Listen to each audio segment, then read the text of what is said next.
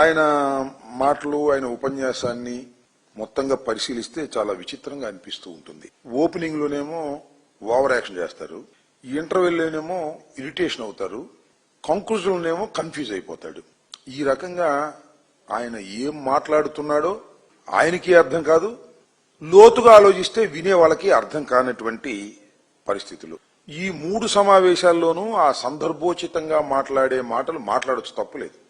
ఆయన గురించి, ఆయన పార్టీ గురించి వండర్ఫుల్. దానితో పాటు వైఎస్ఆర్ కాంగ్రెస్ పార్టీని, వైఎస్ఆర్ కాంగ్రెస్ పార్టీ నాయకత్వాన్ని దూషణ చేయటం, తీవ్రమైన పదజాలాన్ని వాడటం, పీకుడు లాంగ్వేజ్ కూడా వాడేటటువంటి పరిస్థితిలో మరి పవన్ కళ్యాణ్ గారు ప్రవర్తిస్తున్నారు అంటే చాలా విచిత్రం వేసింది. ఆ రకంగా ఎందుకు మాట్లాడుతున్నారు? ఎవరన్నా మిమ్మల్ని ఏమైనా అన్నారా? ఎవరేమన్నా ఈ మధ్య కాలంలో? అయినా ఆయనకి ఎక్కడి నుంచో ఒక ఆవేశం వచ్చేస్తుంది. మధ్యలో ఆవేశం వచ్చేసి చాలా చాలా పిచ్చి పిచ్చి మాటలు మాట్లాడుతున్నాడు. అసలు జోగి ఆదిత్యలాగా చేసేయాలంటున్నాడు అంతే. అరచేతిలో రేఖలు చెరిపేస్తాడంట, నలగొట్టేస్తాడంట, రౌడీజం చేస్తే తొక్కేస్తాడంట.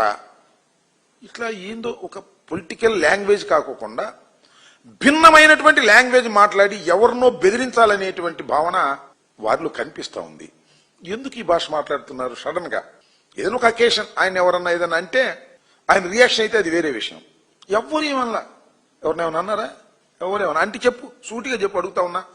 గౌరవ పవన్ కళ్యాణ్ గారు, ఉప ముఖ్యమంత్రి గారు, మిమ్మల్ని ఎవరన్నా ఏమైనా ఈ మధ్య కాలంలో అన్నారా అంటే తెలంగాణ వాళ్ళు అన్నారు మీరు పిచ్చి మాటలు మాట్లాడితే.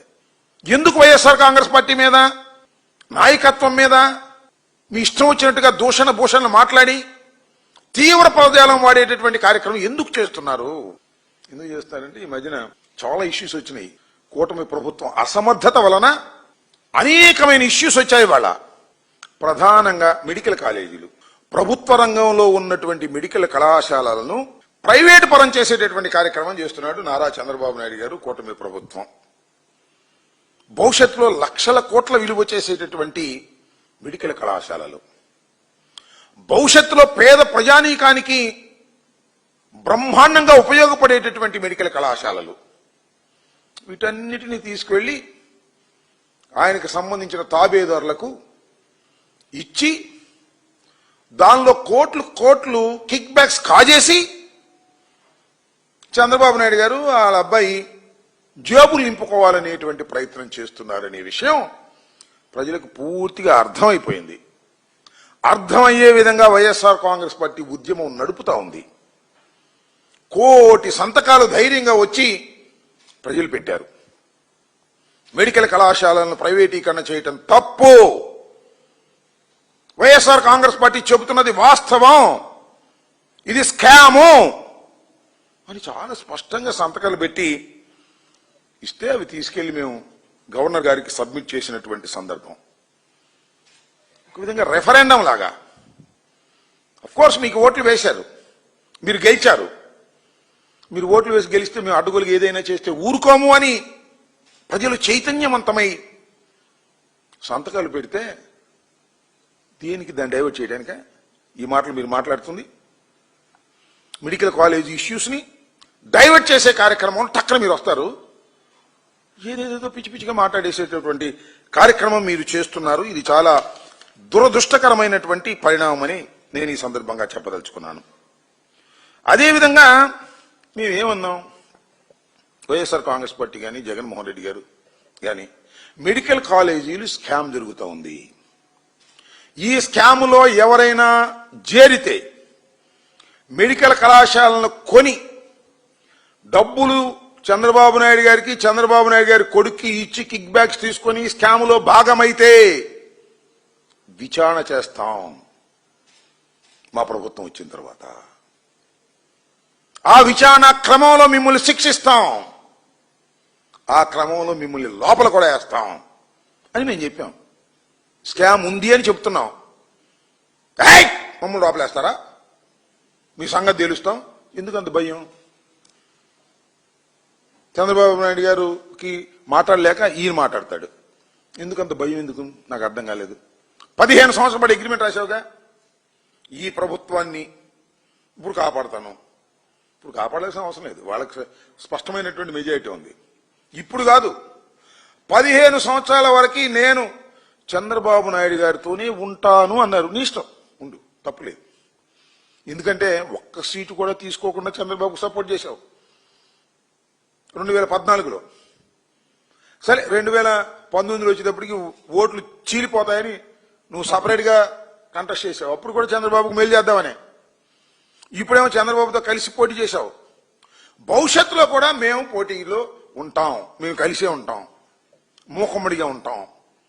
చంద్రబాబు నాయుడు గారినే నేను మోస్తాను. మంచిదే, మోసుకో, నీ పార్టీ నీ ఇష్టం, ఎవ్వరికీ అభ్యంతరం లేదు. కానీ చిత్రం ఏంటంటే ఇన్ని సంవత్సరాలు అగ్రిమెంట్ రాసేటటువంటి రాజకీయ పక్షాలు బహుశా ప్రపంచంలో ఎక్కడ ఉండవు. సమయానుకూలంగా వారి పాలసీ మేటర్గా ఒక్కోసారి ఒక్కో పార్టీతో కలుస్తారు, తర్వాత డివర్ అయితే ఉంటారు. కానీ మేము కలిసే ఉంటాం 15 సంవత్సరాల వరకే. దేనికయ్యా? ఈ రాష్ట్రాన్ని కాపాడటానికి. రాష్ట్రాన్ని కాపాడటానికి కాదు. జగన్మోహన్ రెడ్డి గారు అధికారంలోకి వస్తాడని భయం. భయం కాకపోతే ఎందుకు? మేము అన్నాం, మేము అధికారంలోకి వస్తే జరుగుతున్న అన్యాయాలని అక్రమాలని ఎదుర్కొని విచారణ క్రమంలో ఎవరినైనా లోపలేసేస్తాం అన్నాం. తప్పేంటి దీనిలో? ఇది ప్రజాస్వామ్య విధానం కాదా? ఇవాళ మీరేం చేస్తున్నదయ్యా? ఎంతమందిని లోపలేస్తున్నారు అన్యాయంగా, అక్రమంగా? లేని స్కామ్ ఉన్నట్టుగా చూపించి మద్యం స్కామ్ అని చెప్పి ఎంతమంది లోపలేశారు? లడ్డు వ్యవహారంలో ఏం చేస్తున్నారు మీరు?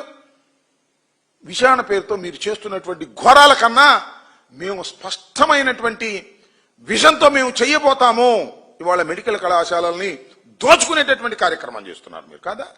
ఏమండి పవన్ కళ్యాణ్ గారు చెప్పండి. అంటే మీకు కూడా వాటా ఉందా? దీనిలో మీకు కూడా వాటా ఉందని అనుకోవాలా? వాటా ఉంది అని అంటా నేను, లేకపోతే ఎందుకు మీకు నూరంతా? ఈ కూటమి ప్రభుత్వం మెడికల్ కళాశాలలను ప్రైవేటీకరణ చేస్తూ స్కామ్ చేస్తుంది అంటే మీరు వచ్చి డ్యామ్ డూమ్ అని చేస్తాం, తొక్కేస్తాం, మళ్ళా మీరు అధికారంలోకి వస్తే చూస్తానంటున్నారు. ఎట్టా వస్తారో చూస్తాం, చూడు. అధికారంలోకి ఎలా వస్తాం చూడయ్యా, మాకేం అభ్యంతరం లేదు. నువ్వు ఆపితే అధికారం ఆగిద్దా? వైఎస్ఆర్ కాంగ్రెస్ పార్టీ అధికారంలోకి వచ్చే రోజున, ప్రజలు మెచ్చిన రోజున నువ్వు చంద్రబాబు నాయుడు గారితో ఉంటే ఆపగలుగుతావా? ఉండు, మాకేం అభ్యంతరం లేదు. కానీ మీరు మాట్లాడుతున్నటువంటి తీరేంటి అని అడుగుతా ఉన్నా. ఇది దుర్మార్గం కాదా? చంద్రబాబు నాయుడు గారి పక్షాన ఉండి మీరు మాట్లాడటం. అసలు మీరు ఆరోగ్య శాఖ మంత్రి మాట్లాడము మెడికల్ కాలేజీల గురించి, లేదు చంద్రబాబును మాట్లాడమనండి. మీరు ఎందుకు మాట్లాడుతున్నారు? ఎందుకు మీకు అంత కోపం వస్తుంది? అంటే you have a share in this. నువ్వు చెప్తున్నావు మొన్న ట్రాన్స్ఫర్కి ఇంత రేట్ అని పెట్టారు మా డిపార్ట్మెంట్లో. నేను ఇచ్చిన తర్వాత అదేం లేదు. చాలా స్పష్టమైన ఆదేశాలు ఇచ్చాను.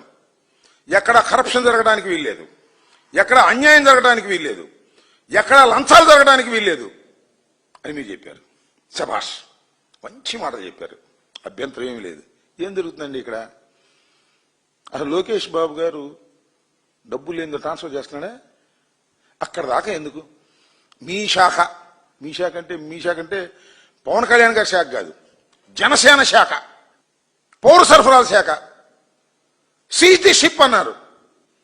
సరే, షిప్ సీజ్ చేయకపోయినా సంగతి అది అక్కడ పెట్టండి. దాని సంగతి బియ్యం అమ్మకం ఆగిందా చెప్పండి పవన్ కళ్యాణ్ గారు. కూటమి ప్రభుత్వం వచ్చిన తర్వాత బియ్యం అమ్మకం ఆగిందా అడుగుతున్న సమాధానం చెప్పండి ప్లీజ్. కొట్టేస్తున్నారే, కాకినాడ రేవు నుంచి బ్రహ్మాండంగా వెళ్ళిపోతున్నాయి. మధ్యవర్తులు డబ్బులు సంపాదించుకుంటున్నారే, దానిలో క్యాష్ మీకు వస్తుందే. మనోహర్ గారికి శుభ్రంగా తీసుకుంటున్నారే, సర్దుకుంటున్నారే. మీరు నీతి గురించి నిజాయితీ గురించి చెప్తుంటే ఎట్లా ఇన్ని సచ్చేదట్టు మేము నాకు అర్థం కాల. నీతి గురించి నిజాయితీ గురించి బ్రహ్మాండంగా మీరు చెప్తున్నారు, ఉపన్యాసాల్లో అద్భుతంగా చెప్తున్నారు. మమ్మల్ని తొక్కి నారదీస్తామని అంటున్నారు. మిమ్మల్ని ఏం అనకపోయినా అంటున్నారు. ఎక్కడి నుంచో తెచ్చుకుని అంటున్నారు. మా చంద్రబాబు నాయుడిని అంటారా అనేటువంటి పద్ధతుల్లో మీరు మాట్లాడుతూ ఉన్నారు. మీరు కాపు కాయండి చంద్రబాబు నాయుడు గారికి, మాకు ఏ విధమైన అభ్యంతరం లేదు. మీరు ఎన్ని సంవత్సరాలు కావాలంటే అన్ని సంవత్సరాలు మీరు చంద్రబాబు నాయుడు గారిని కాపు కాస్తూనే ఉండండి, మాకు అభ్యంతరం ఏమీ లేదు. మేము ఎప్పుడైనా వైఎస్ఆర్ కాంగ్రెస్ పార్టీ జగన్మోహన్ రెడ్డి గారు సింగిల్గానే పోటీ చేసి అధికారంలోకి వచ్చారు.